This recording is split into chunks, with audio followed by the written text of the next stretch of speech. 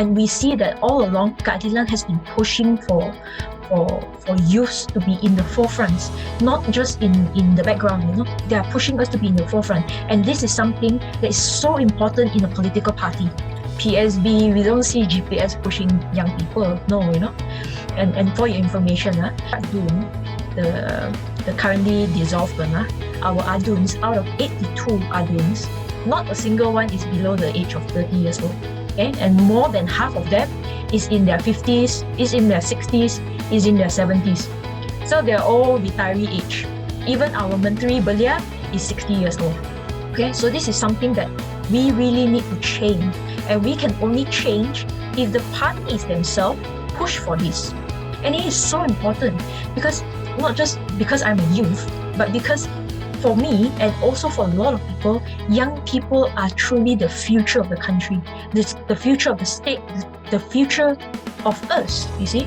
If we don't involve them from the start, if we don't start involving them in our policy making, in our governance, the old people are just going to stay there. They're not going to budge. They are very comfortable. Some of them have been YBs for 20 plus years, 30 plus years. They still don't want to move. When you talk about acceptance of the public in Sarawak, I think the acceptance has been quite good, in regards to young people coming out as candidates, because a lot of people are actually very sick and tired of the same old politicians. Day in, day out, we have the same people. And I hope that our voters will reflect this kind of narratives and push for young people to be in the forefront. This time around is a very unique, it's going to be a very unique campaign, and we already saw that in Melaka, we already saw that in Melaka, and Melaka was technically kind of our guinea pig, It was the first time we had such different SOPs. Parties are not allowed to campaign entirely, We are not allowed to meet voters, we are not allowed to do meet and greets, so we lose that touch with our voters. And when it comes to voter situations and especially for Aduns, personal touch is so important. A lot of people want to see us. A lot of people want to hear our ideas. They want to know about what we stand for and what we are fighting for. So the moment we cut this off, we throw everything onto online campaign. We throw everything onto pamphlets. We lose that personal touch with them. It's the norm now, and we have to adapt to this. And this is why it's so important. We have young people. We have new ideas, you see? Because we can be innovative. We must be innovative, actually. We must be.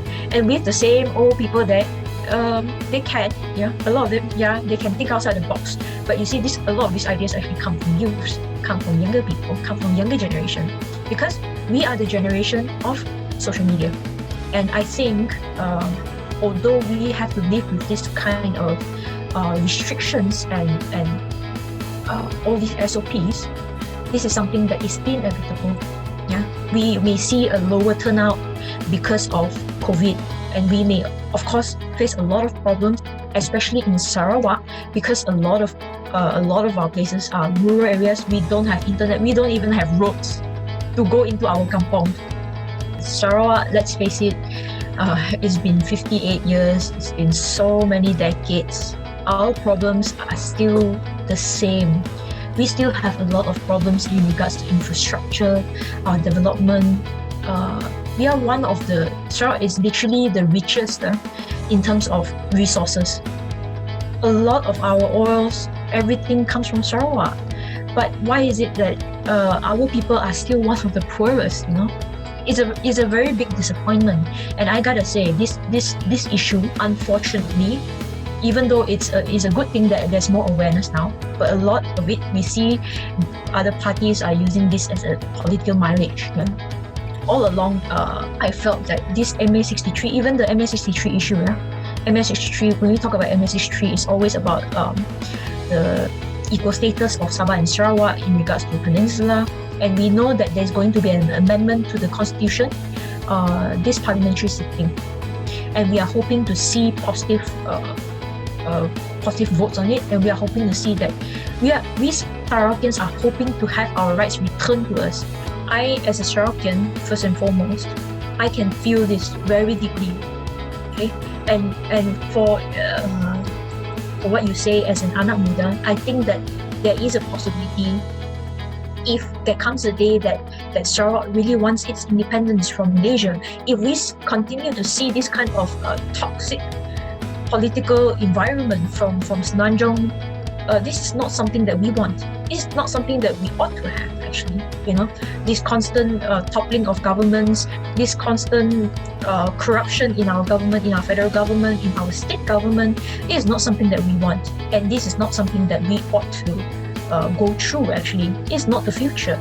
These are the roles that we have to play as Sarawakians, as Sabahans, to teach our West Malaysian friends, actually, we are not supposed to be the 12th, 13th state.